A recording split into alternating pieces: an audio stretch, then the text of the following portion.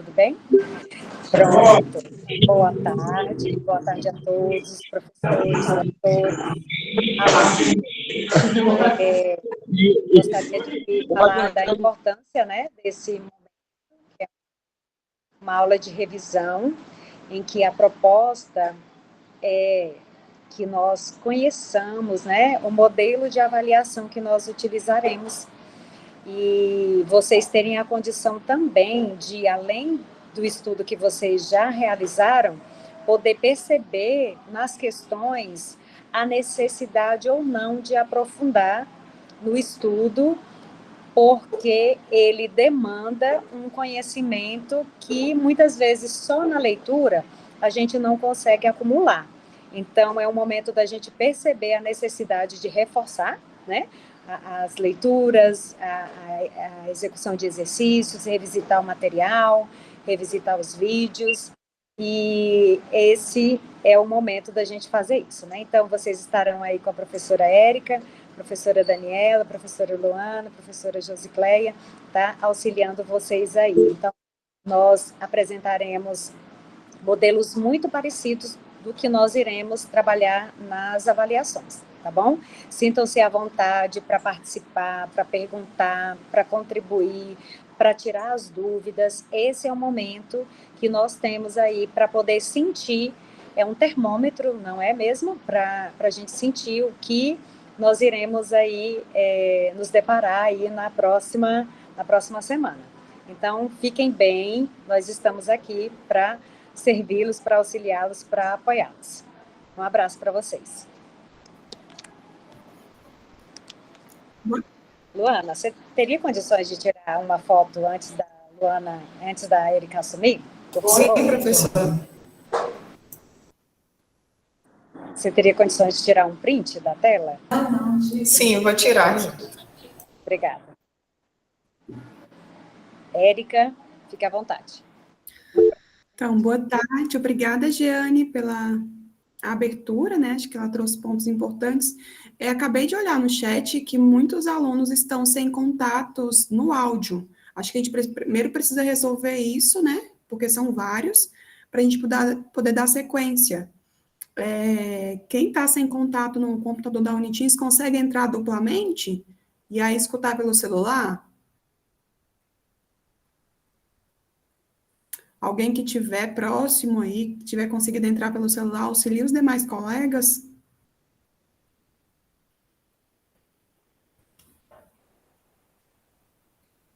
Acho que vamos dar aí 5 minutinhos para eles se organizarem, tá, Luana? Porque se a gente iniciar e eles não tiverem condição de ouvir, a gente vai ter que pensar em outras estratégias.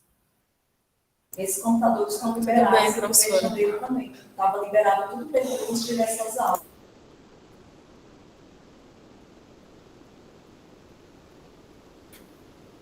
Entendi, Rafael. Não tem problema.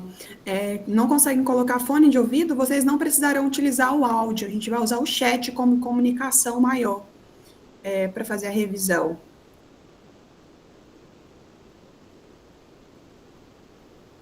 Alguns não conseguem assistir. Me ajuda, Luana, que já fez Meet antes. Eu não sabia desse problema. Ver como que é possível resolver.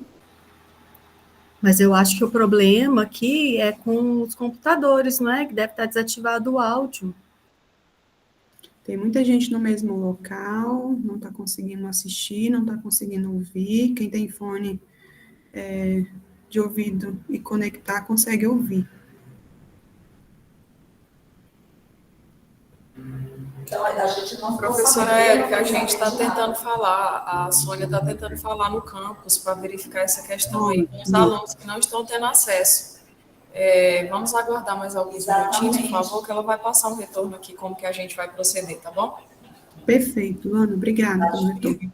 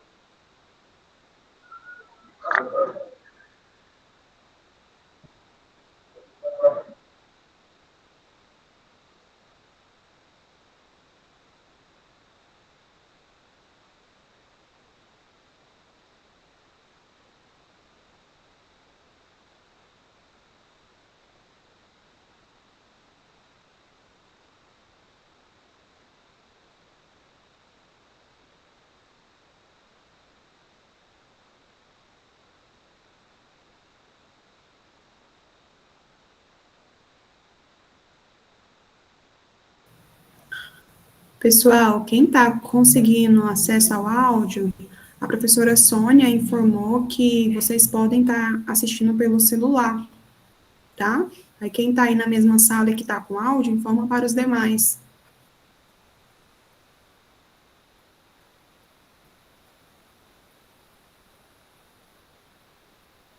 No entanto, acredito que vai ser complicado porque vocês estão próximos um do outro, né?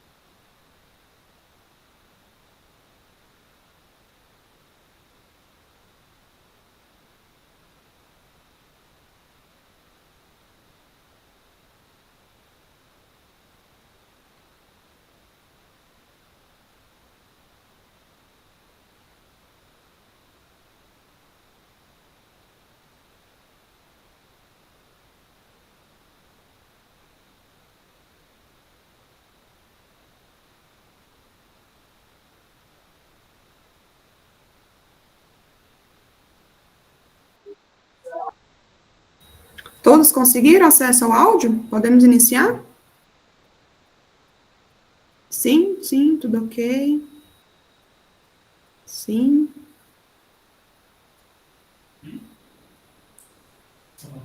Não.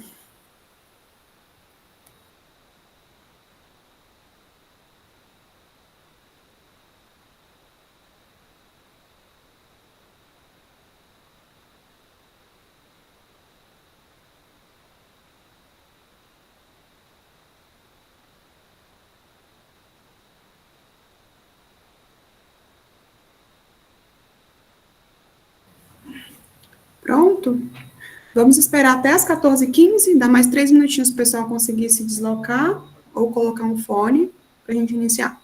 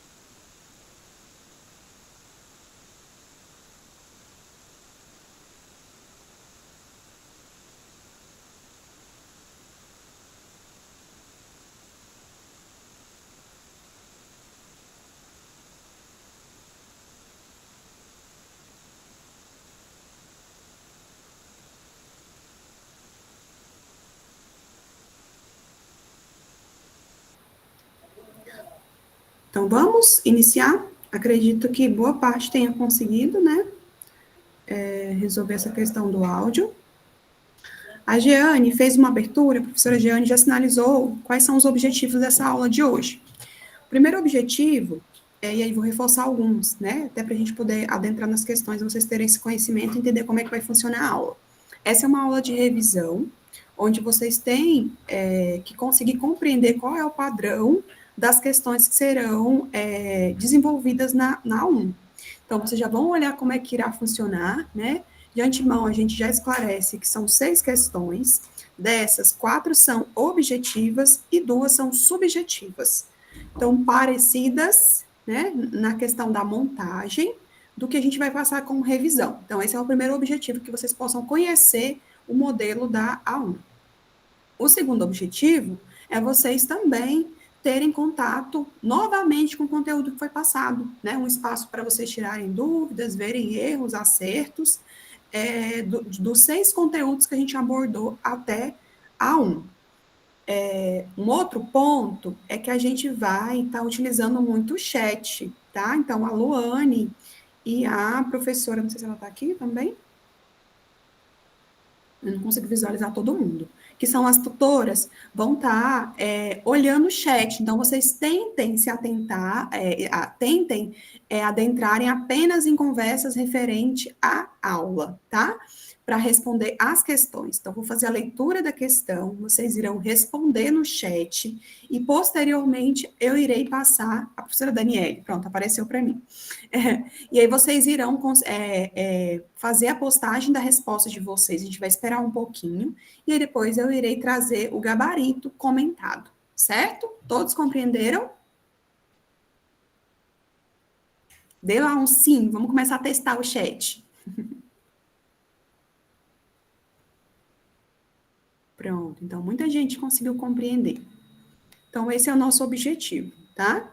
E até mesmo para que vocês tenham a oportunidade de conseguir aprender algo que não possa ter sido aprendido durante as aulas anteriores, tá? Pronto, então vi que todos conseguiram compreender. Vamos para a primeira questão. Uma aula de revisão. E aí, a primeira questão, ela vai trazer para a gente, eu vou fazer a leitura para vocês, se eu estiver indo muito rápido, vocês podem ir falando também, tá? O conhecimento empírico é adquirido pela própria pessoa na sua relação com o meio ambiente ou com o meio social, com o uso das tradições da coletividade.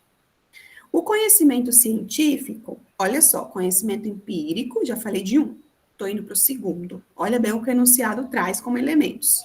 O conhecimento científico é entendido como uma busca constante de explicações e soluções, de revisão e de reavaliação dos seus resultados. Faz ainda uso dos rigores metodológicos e sistemáticos. Julgue a afirmativa. Essa afirmativa, com esse conjunto de informações, está no total certa ou está errada? Vocês irão me responder agora. A gente vai ter aí 2 minutinhos. Acho que 2 minutinhos dá, né, professora Daniele? Já estão respondendo a todo vapor aqui. Ótimo, perfeito, então.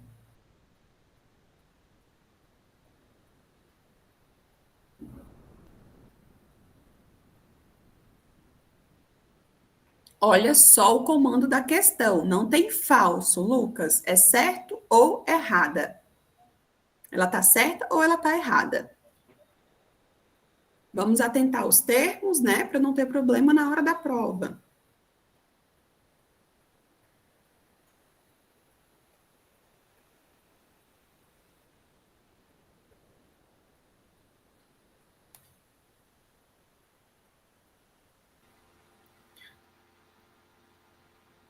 Um minutinho já foi. Vamos lá, gente.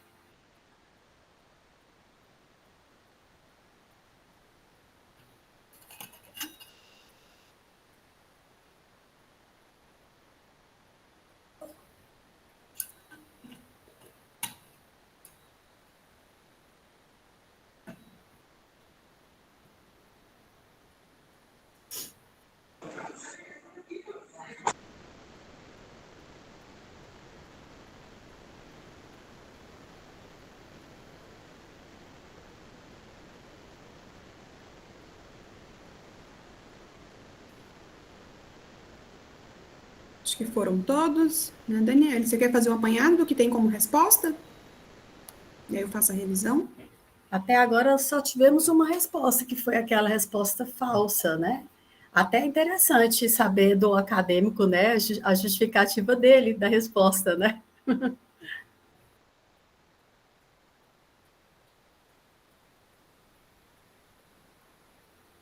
Agora acho que encerrou, foram 2 minutinhos. A maioria já respondeu. Então, essa questão, ela está certa, tá?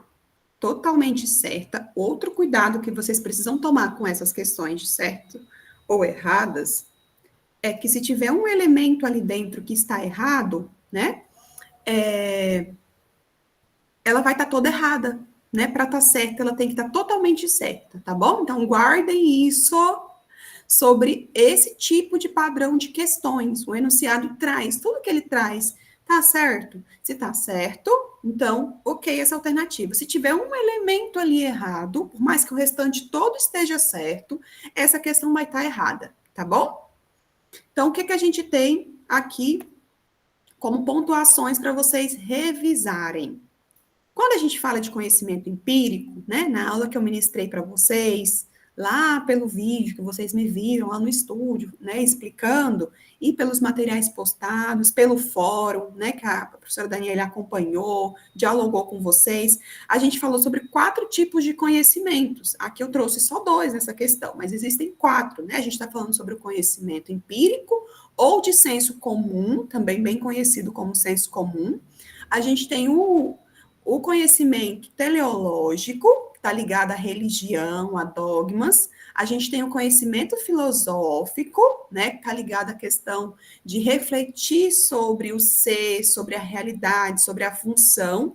E a gente tem o conhecimento científico, que é esse conhecimento regado de técnicas, de questões sistemáticas, que vão responder problemáticas, questionamentos que envolvam a sociedade, né? Então, esse conhecimento científico, ele procura compreender como que se dá um meio. Geralmente, a gente está falando de um pesquisador que levanta um problema, que testa a hipótese, ou que refuta a hipótese, que vai realizar aquela pesquisa para poder responder um questionamento, que seja questionamento de cunho pessoal ou coletivo. Então, esse é o conhecimento empírico. Esse é o conhecimento científico. O conhecimento empírico é aquele que a gente fala que é passado de tradição para de tradição por tradição, ou seja, ou de geração para geração. É um conhecimento que foi desenvolvido ali sem uso de técnica, sem uso de metodologia, sem um rigor para tratar, mas que de alguma forma deu certo. Vou dar um exemplo para vocês, né? Quando a gente fala em tipos de chás que as nossas avós passavam quando a gente estava doente. Tem, né, um estudo com todo um rigor científico para falar que tal chá é referente e é importante para tal tipo de doença? Não necessariamente, né? Mas foi se passando por várias gerações que era importante, que aquilo ali iria curar. E aí, já diferente dos medicamentos fármacos que vendem nas farmácias, eles já tiveram que ter todo um estudo, todo um rigor tratado para dizer que aquele medicamento, que aquela dipirona ali, ela vai servir para dor de cabeça. Vocês entenderam? Pode ter a mesma função social, só que a forma que aquele conhecimento adentrou na sociedade foi de uma forma diferente. Ok? Tem alguma sinalização, Daniele, dos comentários? Sim. O Lucas falou que ele se equivocou e que ele concorda. Agora eu estou respondendo a Adriele, tá? Ela está perguntando se a avaliação será só, né, de verdade, de certo e errado. Estou falando para ela que a avaliação vai ser subjetiva e objetiva, né? Isso mesmo. Eu vou sair aqui rapidinho, que eu só vou trocar de computador, vou passar para o meu telefone por causa do áudio, tá? Já volto. Tranquilo. Então, a hora de errar é agora, viu? Lucas? Então, tá tranquilo. Na prova que não pode ter essa troca. Então, não, a questão terá, a prova terá questões tanto objetivas como subjetivas. Essa aqui é uma questão objetiva, ou seja, aquela que a gente fala de marcar X, tá bom? Vamos para a segunda?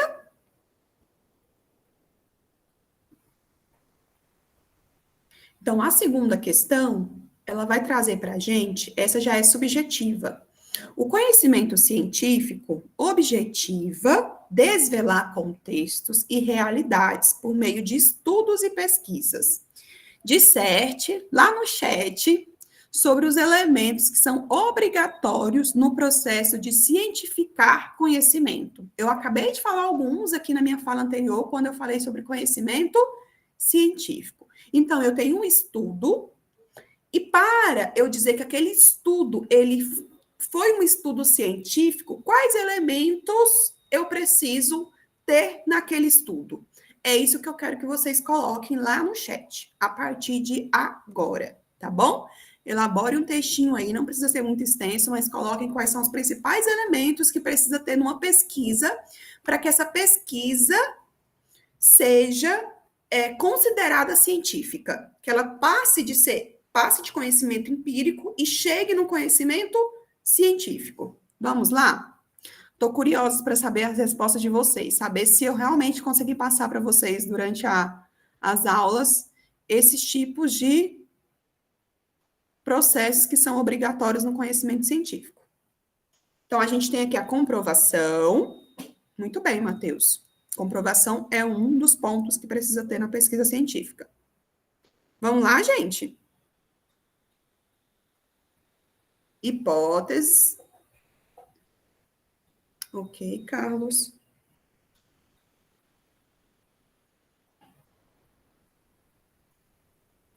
Experimentação. Muito bem, Bruno. Dados com comunidade. Ok, coleta de dados, né? Você deve estar se referindo. Dados qualitativos e quantitativos. Muito bem, Wesley.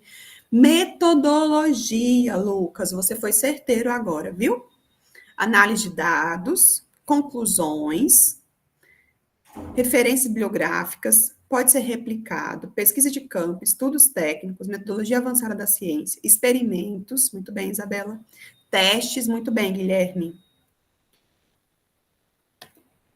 Observação e análise dos fatos, é necessário ter uma pesquisa por trás dos resultados, metodologia, muito bem, Pedro.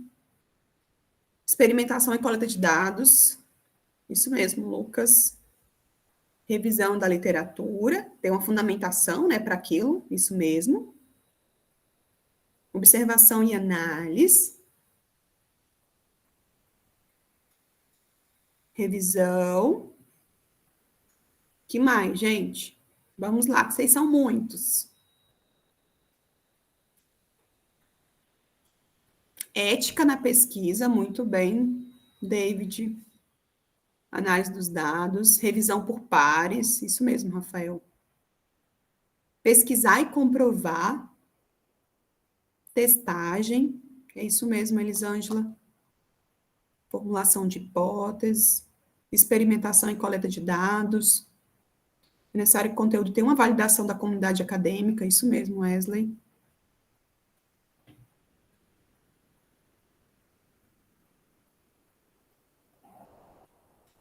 Que mais? Discussão, ser falseável e aplicável, resultado, fundamentação, revisão bibliográfica, metodologia. Acho que é ok? Então, vamos encerrar essa. Espaços, amostras.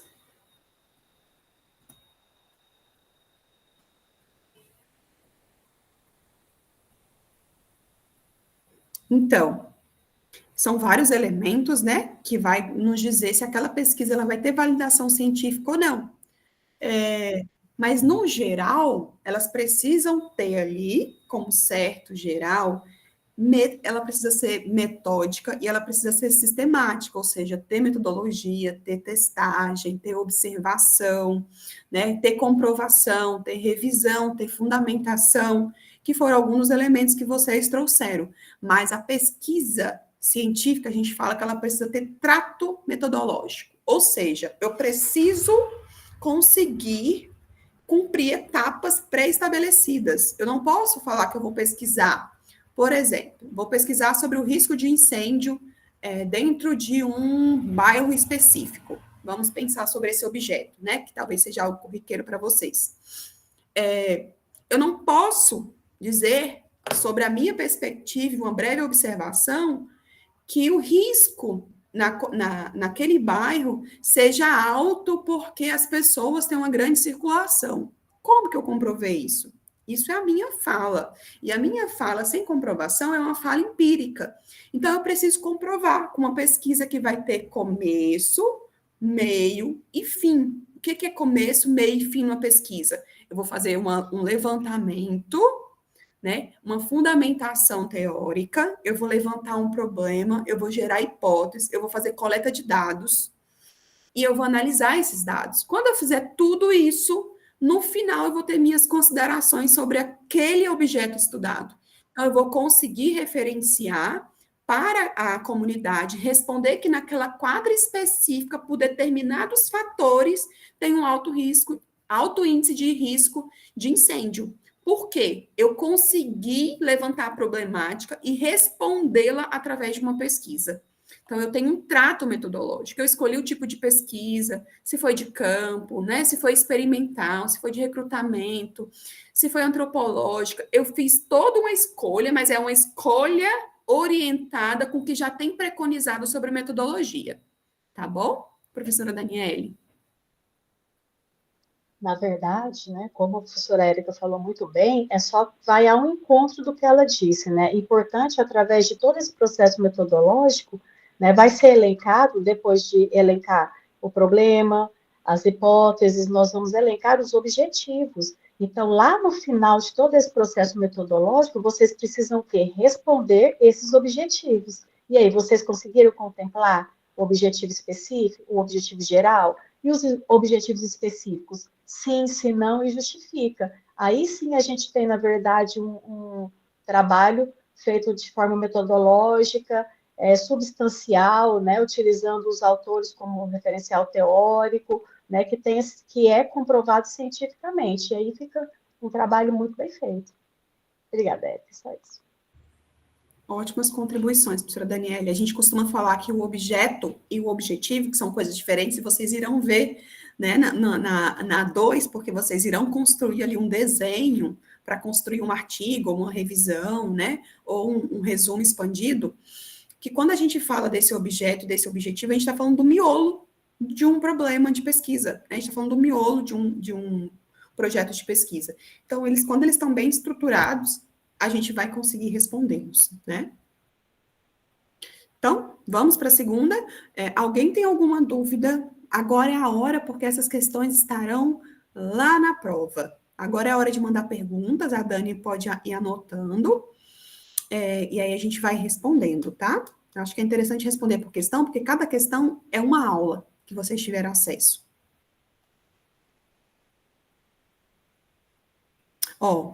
Já vou olhar aqui, Daniela, que eu já respondo e consigo fechar esse bloco. A senhora falou que se deve dividir em 3 etapas, começo, meio e fim. Não consegui compreender a parte do meio.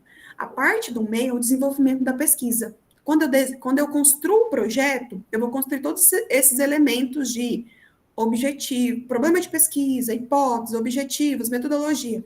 O meio é eu aplicar essa pesquisa. Então, eu vou desenvolver, eu vou a campo, se for uma pesquisa de campo, coletar dados, né? Fazer essas informações irem para o papel, fazer entrevista. Então, aqui é o meio. Eu estou aplicando, eu estou testando, né? Eu estou vendo se realmente é aquilo que eu coloquei como proposta de hipótese.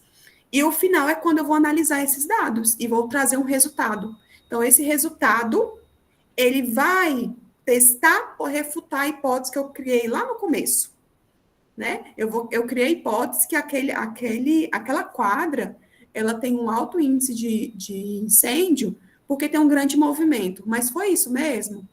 Ou é porque tem a questão da fiação, né? Ou é porque as casas não foram bem planejadas. Então, a pesquisa no meio vai te fazer levantar os dados. No final, você irá analisar. E essa análise também é com metodologia, né? É interessante sempre falar isso, que a pesquisa do começo ao fim, ela vai ter um trato metodológico. Na hora de construir, na hora de desenvolver, eu não posso chegar e aplicar a pesquisa de qualquer forma, ela precisa estar de acordo com o que eu planejei, desenhei no projeto de pesquisa, né? Se eu colocar que vai ser coletado de forma virtual, vou ter que seguir.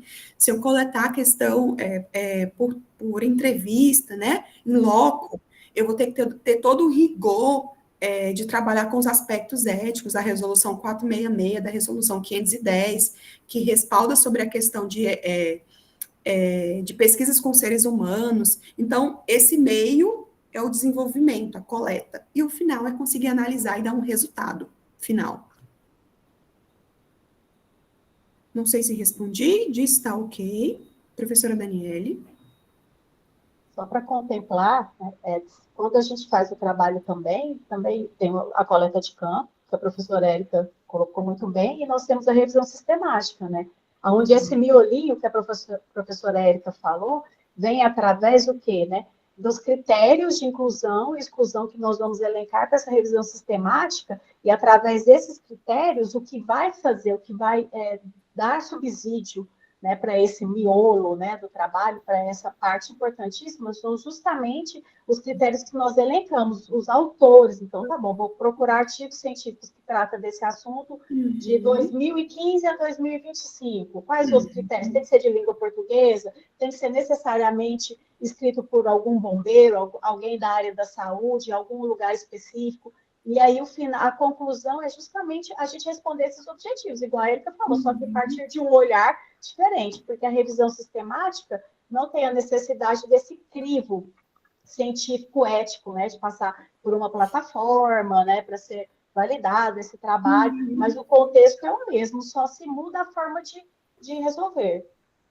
É isso mesmo. O objetivo de responder uma questão, ele pode ser com vários tipos de pesquisas, né? A pesquisa de revisão bibliográfica, que a professora Daniela acabou de sinalizar, a pesquisa de campo, a pesquisa documental, aí a gente vai ver se é dados primários ou secundários, então tem um outro universo, mas são diversas possibilidades que a gente tem de fazer uma pesquisa.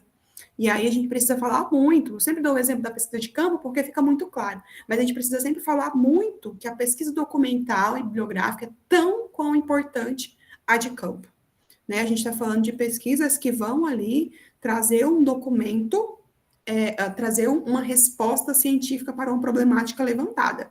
Vocês concordam que quando eu falo, vocês conseguem compreender que quando eu falo sobre a questão do objeto ser referente a altas possibilidades de incêndio em uma quadra X, vocês veem isso como uma problemática? Porque isso é importante, que vocês entendam a pesquisa como algo muito necessário, né? Algo muito prático, algo que precisa ser utilizada dela para responder questões que atravessam o nosso dia a dia, né? Então, essa questão da gente conseguir ver o que a gente vai levantar como objeto, como uma problemática a ser respondida, é muito importante, porque aí vira uma chavinha para vocês de entender a pesquisa não como algo acadêmico, tecnicista, né, mas como algo que está inserido no nosso dia a dia, independente da área que a gente vai. Ok? Então, vamos lá. Para a terceira questão. A terceira questão vai vai abordar uma temática bem temida, né? A ABNT.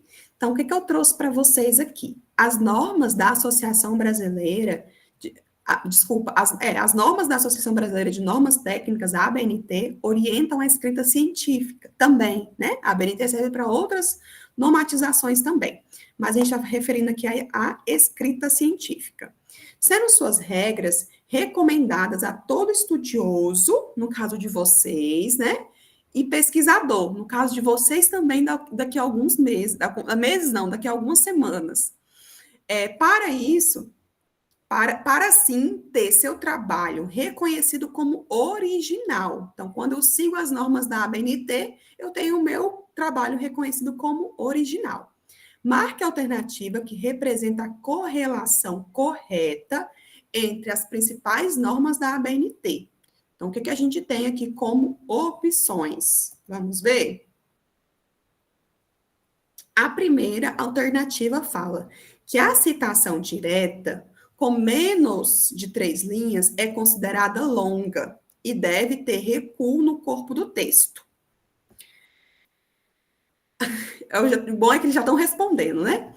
As referências que apresentam mais de 3 autores é proibida indicar apenas o nome do primeiro autor, seguido da expressão itálico et al.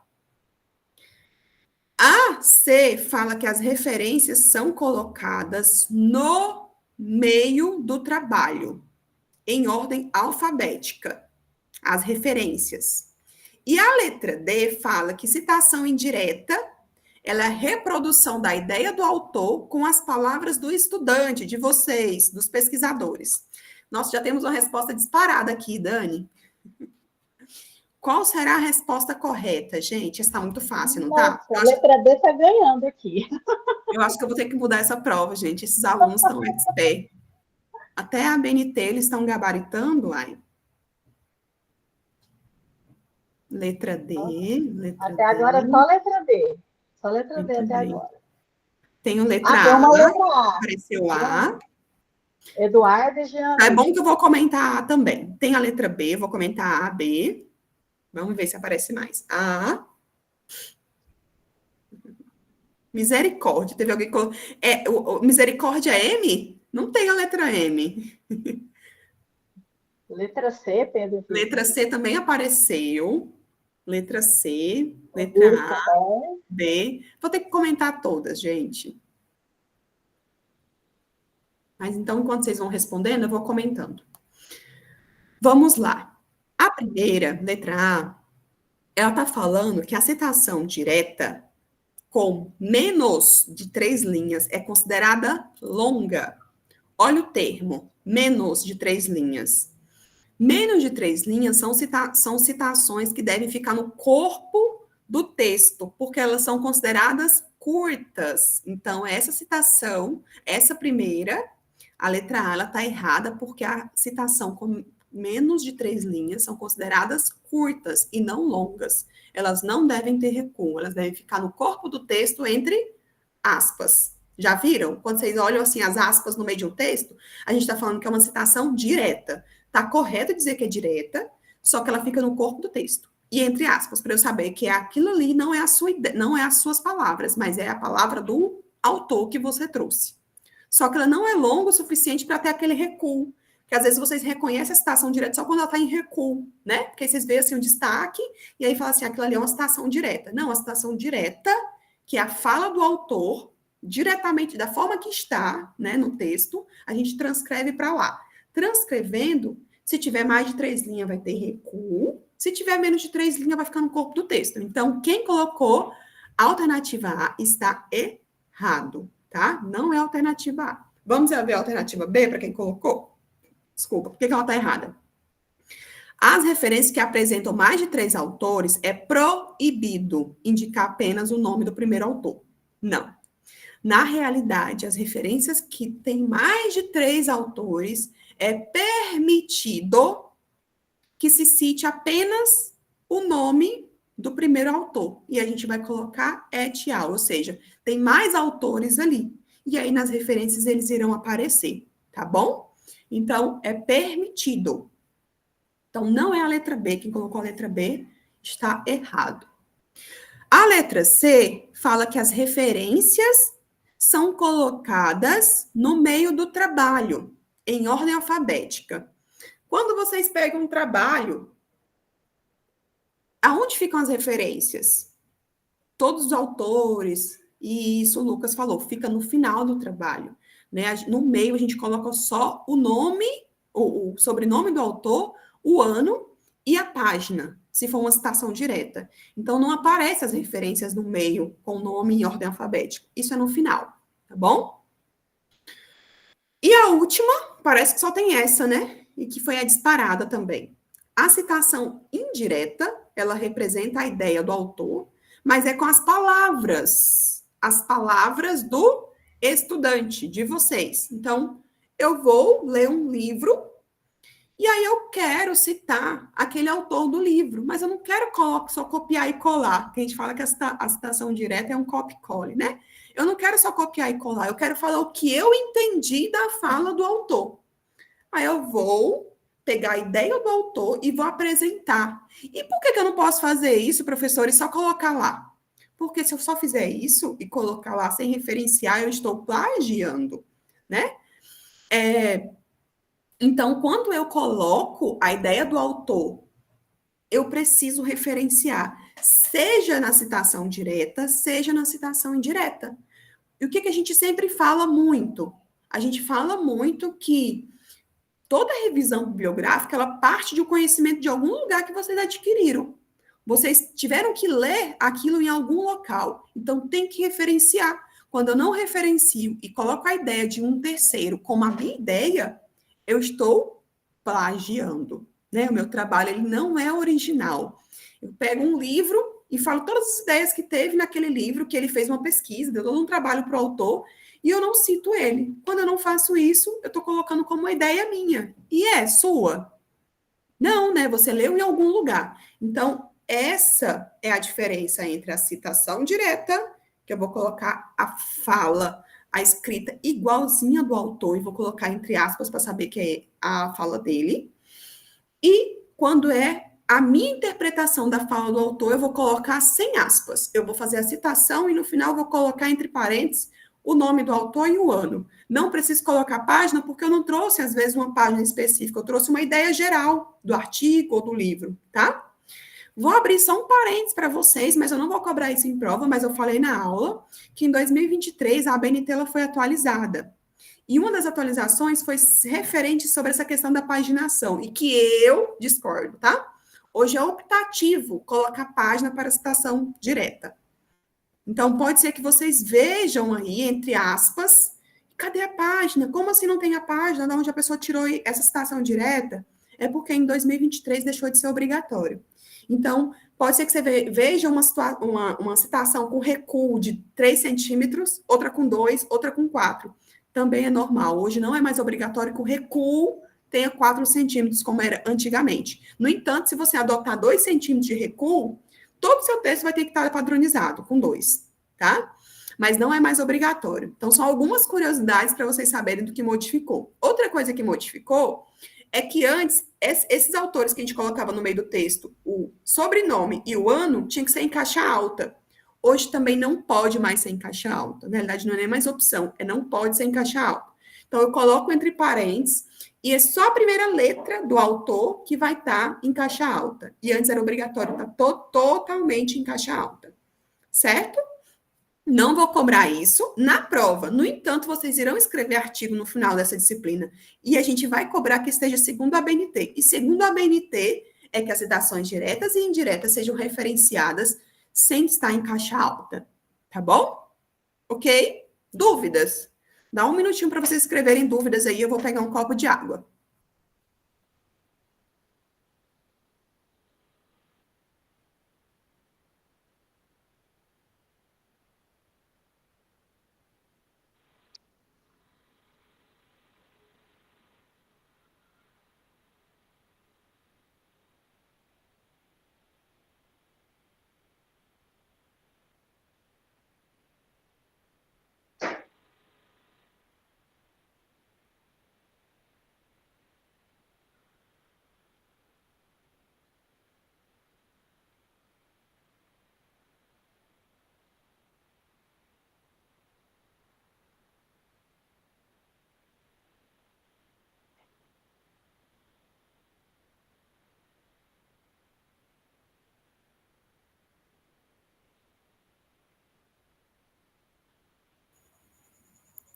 E aí, temos dúvidas? Ou está todo mundo esclarecido? Todo mundo nota 10.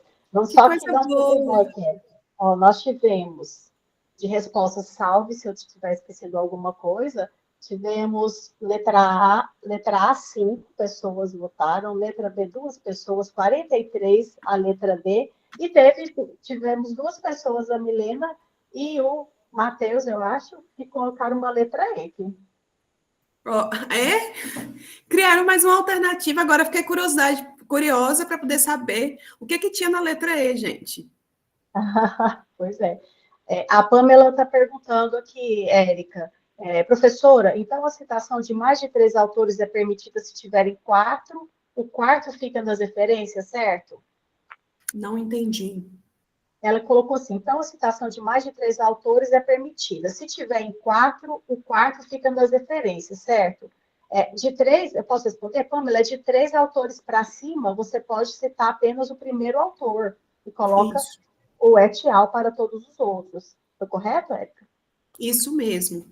Inclusive, teve atualização, antes dessa última atualização, que poderia colocar, optativo colocar o nome de todos, De todos. né? Uhum. Mas não é proibido. Isso, até é importante que a Erika já ressaltou, mas tem que ter um padrão. Se você colocar nas suas referências todos os nomes de todos os autores, todas as referências devem vir padronizadas dessa forma. Se você optar por colocar só o primeiro autor, se tiver mais que 3 autores, aí a mesma forma, tá? Tem que ser um padrão. Certo, Pamela? Então, vamos passar.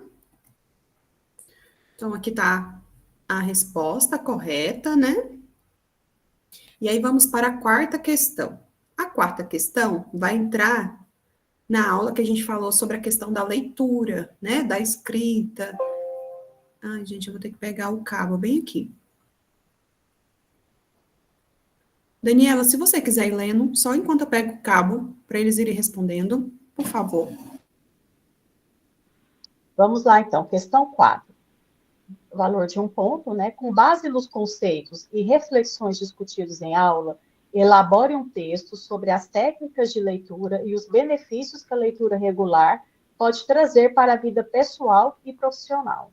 Sua resposta deve ser em, no máximo, 5 linhas e contemplar a diferença entre a leitura cotidiana e a leitura de estudo, com base nos apontamentos de Castelo Pereira, 2003, destacando a necessidade de análise, síntese e interpretação em textos voltados para o estudo. Vamos lá?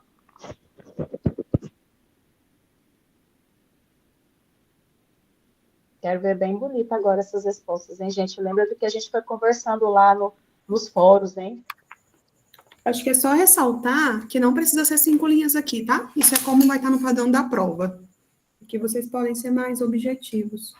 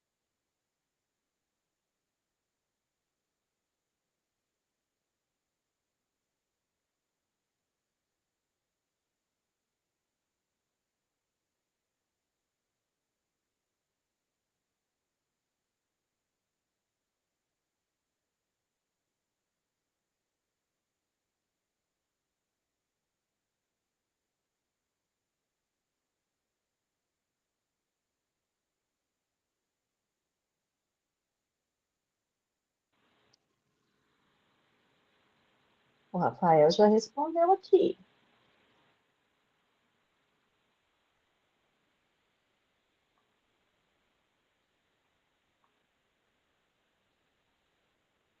Mas você acha, Rafael, que uma leitura de estudo não é prazerosa? Você acha que pode ser as duas coisas? Que uma leitura para estudo pode ser prazerosa também? Estou instigando você a me responder. A gente da academia, enquanto eles respondem, eu acho ótimo falar isso, porque as pessoas estranham. Não pergunta qual é o seu modo de leitura preferida. A minha resposta é sempre que eu tenho muito prazer em leituras científicas. E aí parece estranho, né?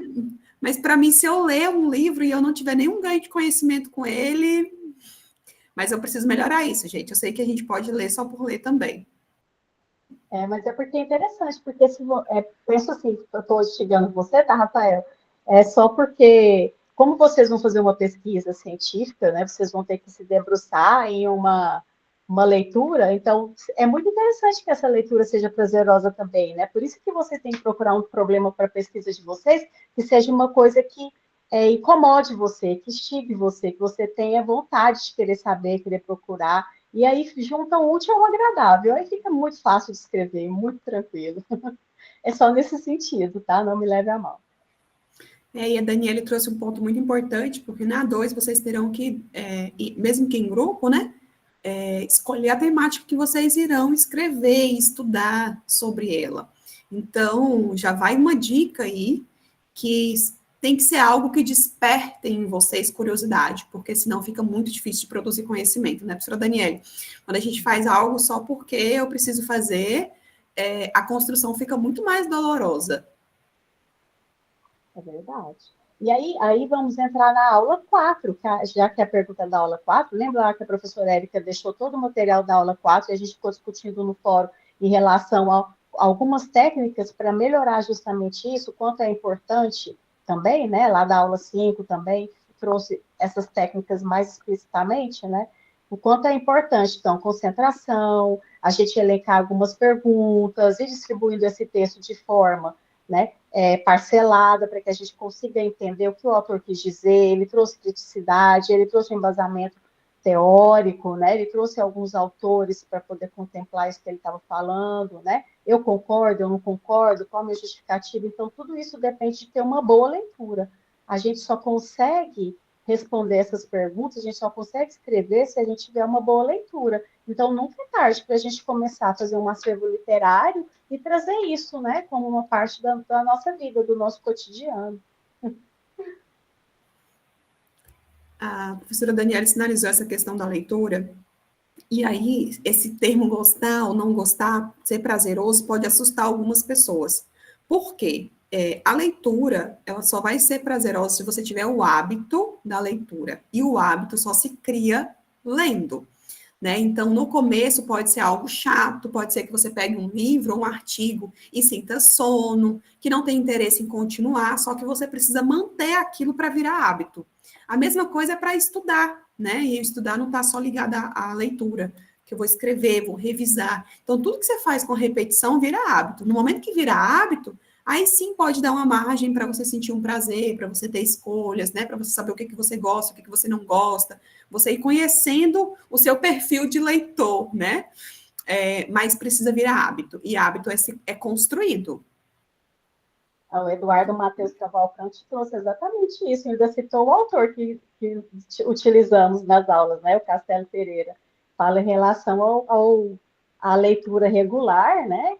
E que é importante, né, que essa síntese aconteça, essa interpretação, né, é uma capacidade crítica, né, mas também tem que ser uma leitura gostosa, prazerosa, né, fácil, né, a partir dessa técnica a gente consegue contemplar isso, né, Eduardo?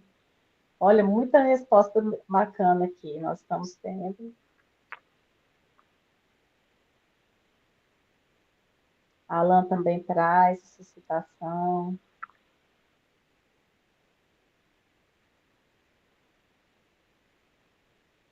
Compreensão do mundo em que vivemos, ó, o sábio Luiz está trazendo. Isso é importante, porque é justamente isso. A gente vai fazer uma pesquisa em relação a esse mundo, né? No trabalho de vocês agora, né? No Corpo de Bombeiros. O que seria importante? O que incomoda vocês? A pesquisa tem que partir de algum problema.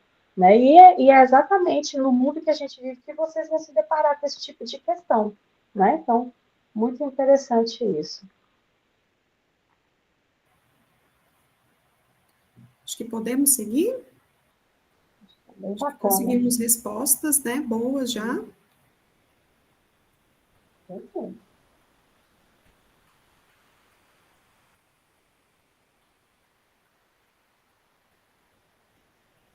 Então, vamos Tudo passar. bem? Alguém quer deixar mais alguma mensagem? Ó, a Pamela mandou. Não olhem para a tela. Muito bem. Então, o que o autor, né, já que foi a base da pergunta, elaborada pela professora Jeane, ela traz aí Castelo, né, que eu utilizei na aula que eu passei para vocês. A leitura do estudo, ela exige uma interlocução aprofundada com o texto, ou seja, eu preciso ter aquele diálogo de compreender a mensagem que o autor quer passar. Então, eu tenho uma interlocução com o texto. Ao contrário da leitura cotidiana, dessa leitura de estudo, ela precisa ter isso. Ao contrário da leitura cotidiana, que pode ser mais superficial, eu passo os olhos, né? É uma leitura de estudo, ela tem como objetivo extrair e compreender integralmente as ideias apresentadas pelo autor. Ela demanda um processo sistemático de análise, síntese, interpretação, permitindo ao leitor não apenas entender a mensagem central, mas também dialogar com o texto e avaliar criticamente sua construção e argumentação. Por exemplo, eu estou ali fazendo uma leitura, estou fazendo um resumo dessa leitura, estou anotando os tópicos principais dessa leitura, eu estou olhando o que é a opinião do autor sobre aquele assunto, e se eu vou fazer uma análise crítica, eu vou colocar o que eu acho da ideia do autor. Isso é um nível já master, né, professora Daniela? Quando eu consigo fazer essa interlocução com o autor e eu consigo criticar, não crítica negativa, mas a crítica de analisar, ser crítico, conseguir fazer análise daquele texto. Eu só faço isso se eu tiver outras leituras, outros estudos sobre a temática que aquele autor traz. Então, essa interlocução, ela ocorre em leituras de estudo. As leituras do cotidiano, ela ocorre constantemente. Por exemplo, a senhora Daniela agora estava lendo os comentários de vocês. É uma leitura do cotidiano, não é uma leitura de estudo. Ela está aqui lendo e falando o que vocês estão trazendo. Eu estou aqui lendo as respostas e estou sinalizando o que é. Essa é uma leitura cotidiana. Eu vou ler uma bula, né? Eu vou ler uma mensagem no WhatsApp, eu vou ler um e-mail, eu vou ler um poema, eu vou ler um livro, né, de autoajuda, não é muito meu perfil, mas é o que pode ser corriqueiro, né, para alguns. Eu vou ler um livro de autoajuda, é um livro de espiritualidade. Então, essa é uma leitura cotidiana. Eu não preciso pensar muito, eu não preciso criticar muito, eu não preciso fazer síntese, eu não preciso fazer revisão. Agora, de estudo, quando eu falo, eu li um artigo, eu estudei esse artigo, né, eu consigo apontar ali tudo que o autor trouxe de ideias centrais, eu consigo refutar ou então absorver o que ele trouxe criticamente. Se eu fiz isso, se eu tiver esse movimento, né, segundo o Castelo, a gente está falando de uma leitura de estudo, certo? Ficou claro para vocês? É uma leitura mais intencional, mais focada, é isso mesmo. Que, inclusive, gera novos conhecimentos, né? Se a partir daquela leitura eu já consigo escrever alguma coisa, rascunhar sobre aquela temática. Tranquilo até aqui? A Rihanna colocou assim, ó, a leitura do estudo dá ao aluno conhecimento, possibilita que ele se torne um crítico da sua realidade, mas a leitura... subiu. Mas a leitura pode ser também uma fonte de relaxamento e lazer, segundo as referências de cada um, as preferências de cada um. É isso mesmo. Então, a gente tem essas duas grandes modalidades aí de leituras, e elas também podem se cruzarem. No meu caso, elas se cruzam muito, viu? As leituras científicas, para mim, elas são prazerosas. Mas aí a gente lê com objetivos diferentes. Ok? Alguma dúvida? Podemos seguir? Tô indo muito rápido, gente. Tá dando para entender? Tranquilo? Então, vamos seguir.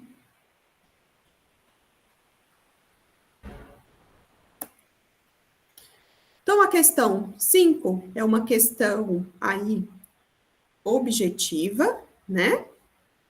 Coloca aqui, a pesquisa distingue da pesquisa básica, a pesquisa aplicada distingue da pesquisa básica. Por quê? Aí a professora Giane trouxe 4 alternativas. A letra A é orientada pela curiosidade e busca expandir o conhecimento teórico. Olha só o enunciado, ela está falando que a pesquisa aplicada, ela se distingue da pesquisa básica. Então, a gente está falando de qual pesquisa? Se atenta ao enunciado da questão, ok? Então, a letra A é orientada pela curiosidade e busca expandir o conhecimento teórico. utiliza, a letra B, utiliza exclusivamente abordagens qualitativas para solucionar problemas. Letra C, concentra-se em fornecer soluções práticas para problemas específicos. E a letra D, ela explora o desconhecimento sem a preocupação de aplicabilidade prática imediata. Vamos lá? Letra A, letra B, letra C. Letra E não existe, viu, gente?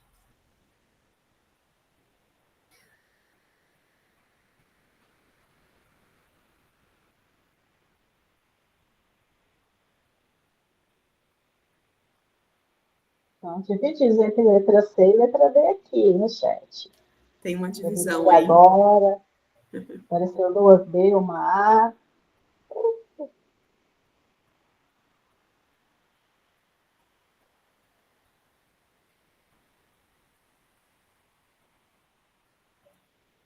Mais letra C e letra D.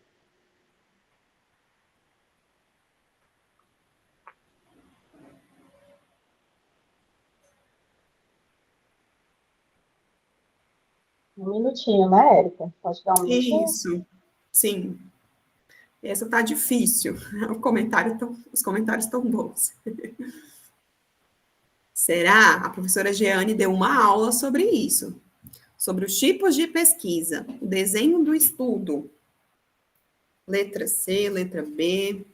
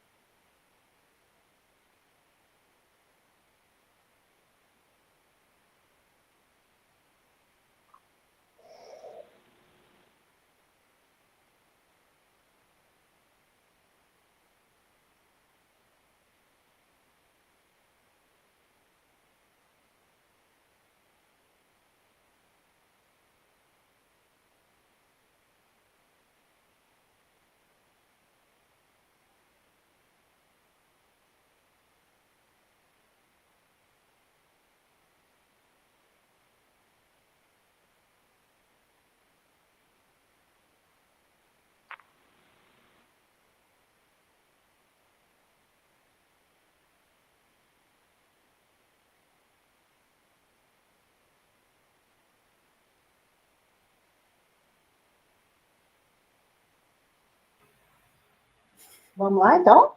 Tem um preocupado ali, a letra P. Ó, até agora temos 39 letra C, 5 letra D, 4 letra B, 1 letra A. Aliás, 1 não, 1, 2. 1, 2, 3, 4, 3 letra A. Então, tem uma dúvida aí entre a letra A, B e C, é isso? Na verdade, as que mais pontuam, tem, na verdade, todas. Tem 4 letra A, 4 letra B, eu vou contar aqui de novo, mais 39 letra C e 5 letra D. O complicado é C, Isabela? É C de complicado. Então, vamos lá descomplicar. A gente tem, no universo das pesquisas, 2 tipos de pesquisas, né, amplas, que é a pesquisa básica e a pesquisa aplicada. A pesquisa básica, ela vem primeiro, é aquela pesquisa que vai ter ali levantamentos teóricos, levantamentos iniciais, não vão estar muito relacionada à questão da aplicação. Então, a pesquisa aplicada, ela já vem pegando pesquisas básicas que já aconteceram e vai aprofundar mais um pouco e já utilizar para a aplicação. Então, a gente tem aí a letra C como certa, tá? Concentra-se em fornecer soluções práticas para problemas específicos. Então, a pesquisa aplicada, ela é direcionada para a solução de problemas concretos, utilizando conhecimento existente, ou seja, tem uma pesquisa, eu peguei aquela pesquisa e utilizei ela para fazer uma nova dentro daquele objeto e utilizar a aplicação de forma prática, né, e empírica. Ao contrário da pesquisa básica, que busca ampliar essa base teórica, a pesquisa aplicada tem como foco em resultados objetivos e imediatos, ok? Conseguiram compreender? Tem um monte de carinha pensando e outra chorando. Expressem aí o que vocês estão com dúvidas, porque agora é a hora.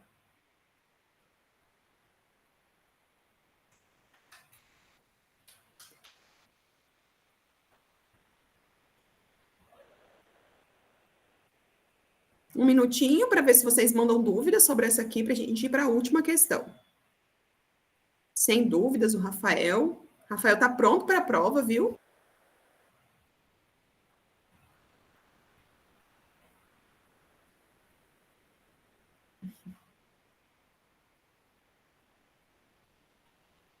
Ótimo. Sempre pronto, muito bem.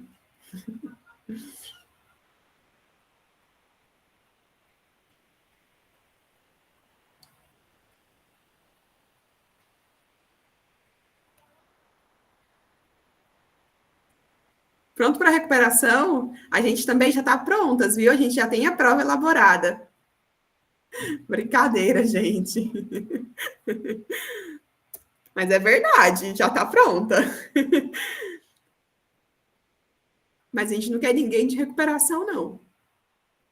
E aí já vou dar spoiler que a de recuperação está mais difícil do que a um titular, viu?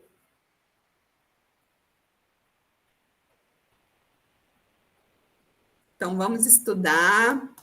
Como que a gente pode estudar, né, professora Daniele? Vão lá, revisitam o fórum, assistem, aguentem minha voz novamente, assistam as aulas novamente, né?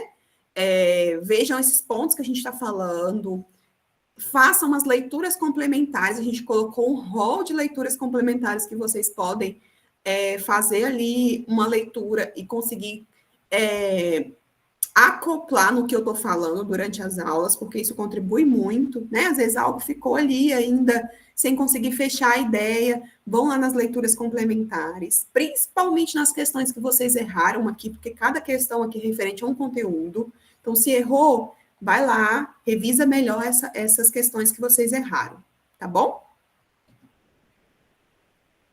Vai dar certo. Gabriele, tem que dar certo. Então, vamos para a próxima.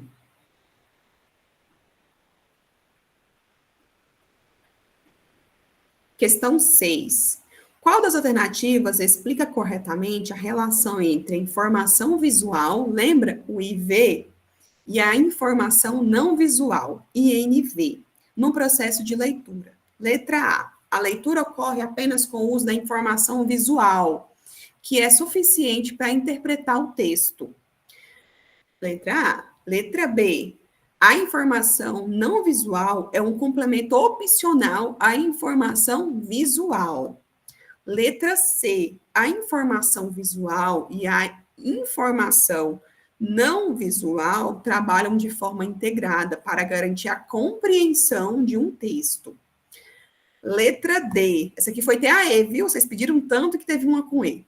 A informação não visual se sobrepõe à informação visual, tornando esta última irrelevante. A leitura depende exclusivamente da leitura da informação visual, enquanto a informação não visual, ela é dispensável. Vamos lá? Façam suas apostas. Aposta consciente, viu, gente? É uma tomada de decisão consciente a questão. C de Coca. É Coca 0, Rafael? Tem que ser 0. 31 para a letra C já. 32.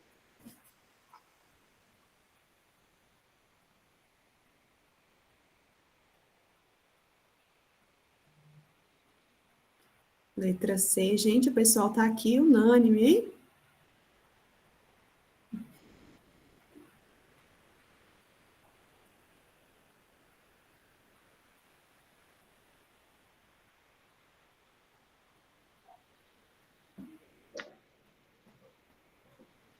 Mais um minutinho para todo mundo que não fez ainda fazer.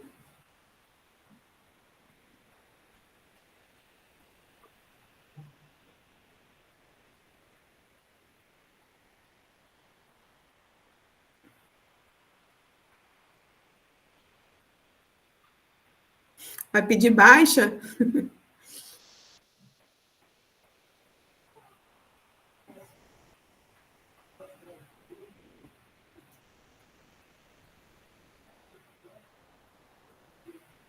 Nós tivemos apenas uma letra A e uma letra B. Já tivemos uma letra A e uma letra B. Isso, uma letra B.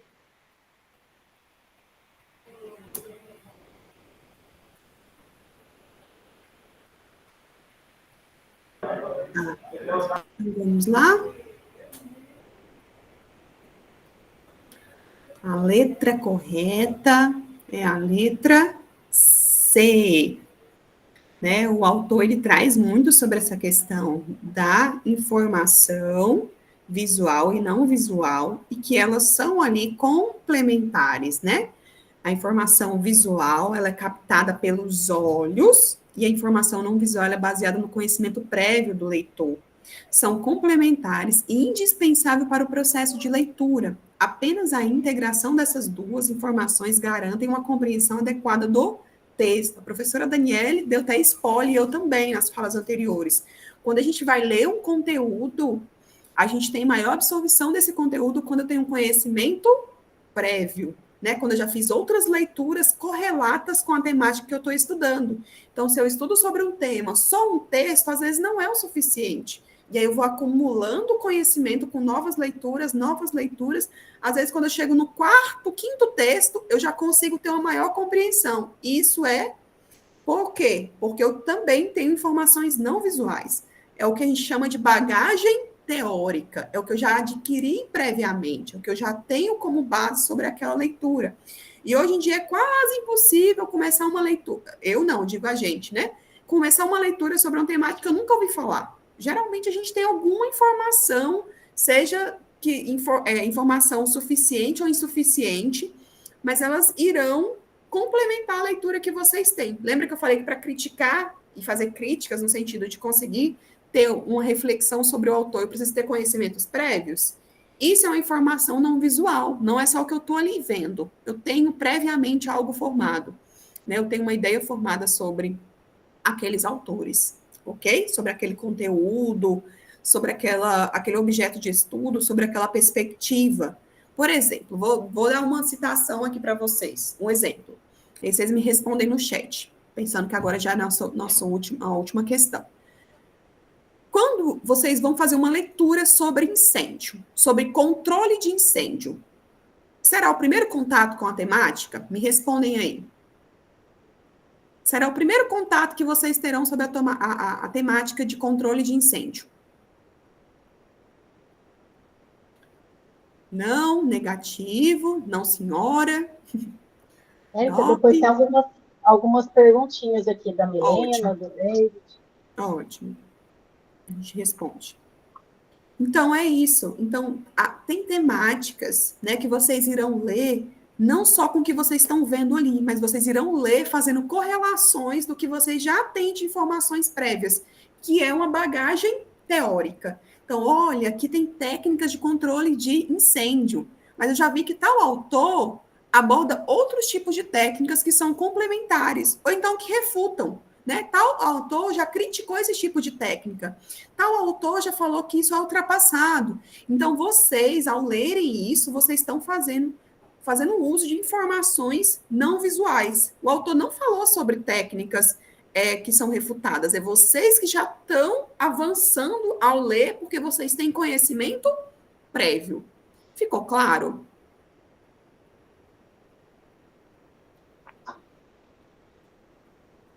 Ótimo. A Daniele falou que a gente tem questões, eu não consegui ver as questões. A Milena fez uma pergunta, um questionamento, perguntando se a prova poderia ser de pesquisa. Aí o David perguntou quantas questões são, mas aí eles... Eu tenho uma boa resposta para ela. Como é que é o nome? É a Milena? Milena. Milena, sim, será de conhecimento. Você poderá fazer pesquisa em conhecimentos não visuais, informações não visuais, ou seja, o que você tem como conhecimento prévio. Ou seja, você não vai visualizar nenhum material, porque não é visual, vai estar na sua cabeça de conhecimento prévio de leituras acumuladas. Viu a diferença? A prova, ela é em uma informação visual. Vocês estão vendo a prova ali. E vocês vão consultar as informações não visuais para poder fazer a prova. Porque é o que vocês já tiveram de conhecimento adquirido anterior à prova, tá bom? Ou seja, não será de consulta a material impresso, mas só do cérebro de vocês. Poxa, Milena, utilizei você ainda por exemplo, né? Eles estão perguntando quantas questões, né? Mas já foi dito, né? No 6 início, questões, né? valendo 6 pontos, tá? Os outros 4 pontos são dos fóruns, que a professora Daniela ficava lá, respondam, né? Vamos interagir, a gente vai distribuir esses 4 pontos nos fóruns. E 6 pontos da prova. Acho que você já sabe que a prova é presencial, né? Na próxima semana, no campus. Acho que ficou definido para ser à noite, não foi, professora Daniele? Pois é, eu ia perguntar isso, se Luana. você definição mesmo. Luana, acho que a Luana vai saber. Oi. A prova ficou para a próxima semana à noite, não é isso? Isso. Pronto, então você já tem informação confirmada que a prova será na próxima semana. Tem uma semana para vocês estudarem, gente. Olha, o final de semana todo. Dá para estudar sábado, domingo, segunda, terça, quarta, e só na quinta que será à noite. Professora Érica, só fazendo uma observação aqui que eu acabei de confirmar com a professora Sônia, a prova vai ser à tarde, tá? Vai ter às 14, vai ser no horário da aula. Pronto, eles têm estágio, eles acabaram de falar. Isso.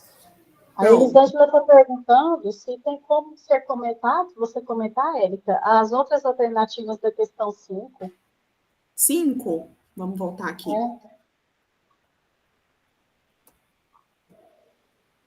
Essa, das pesquisas? Isso. Então, a pesquisa, a gente falou sobre a pesquisa aplicada e a pesquisa básica, né? Quando eu falo da letra A, por que ela não está correta? Ela é orientada pela curiosidade e busca expandir o conhecimento teórico. Não, é a pesquisa básica que faz a expansão do conhecimento teórico. A aplicada, ela é prática. Ela vai utilizar elementos para a praticidade de um conhecimento teórico já adquirido em outra pesquisa, tá? Letra B, utiliza exclusivamente da abordagem qualitativa. Não, a pesquisa, a gente está falando de modalidade, que ela pode ser básica ou aplicada. E quando eu falo de abordagem, ela pode ser qualitativa ou quantitativa. Então, tanto a aplicada quanto a básica, ela pode ser qualitativa ou quantitativa. Ou quanti-quali, por exemplo, que é as duas, tá? Então, não tem exclusividade. A gente não casa a abordagem com o tipo de pesquisa. Elas podem ser as duas ou pode ser o misto, porque hoje a gente tem a pesquisa quali-quanti ou quanti-quali. Então, está errado por isso. A letra C é a correta, né? E a letra D, explora o desconhecimento sem a preocupação de aplicabilidade prática imediata. A gente acabou de ver que é o contrário. Ela está preocupada com o quê? Com a aplicabilidade prática, imediata, e não a despreocupação. Ok? Ficou claro? Quem perguntou é Daniele. Tá sem áudio.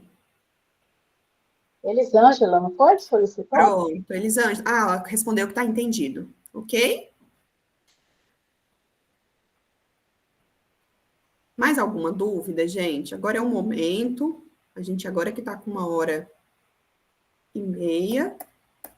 Se vocês tiverem dúvida, a gente segue tirando mais dúvidas. Esse momento também é para isso, né? Ou às vezes algum conteúdo que foi passado e vocês não conseguiram absorver tudo e querem passar agora e não foi passado aqui, vocês não conseguiram visualizar esse conteúdo aqui. Aproveitem o momento.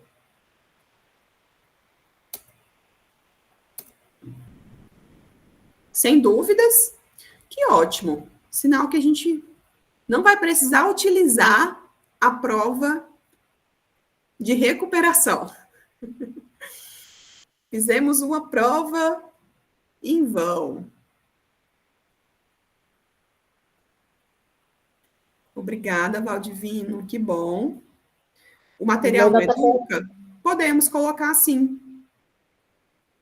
Não poderia colocar antes, né? Porque estava ali as respostas comentadas, mas a gente pode colocar depois, que vai auxiliar vocês.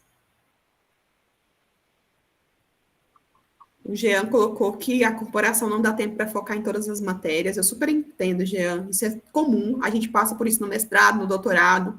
A gente não tem tempo para parar e estudar, né? A gente continua trabalhando e, ao mesmo tempo, fazendo mestrado e doutorado. Para vocês é do mesmo jeito, né? Fazem no tempo que dá, faz um estudo, faz uma pausa, faz uma leitura. Então, o importante é vocês conseguirem aprender o máximo de conhecimento possível nessa disciplina.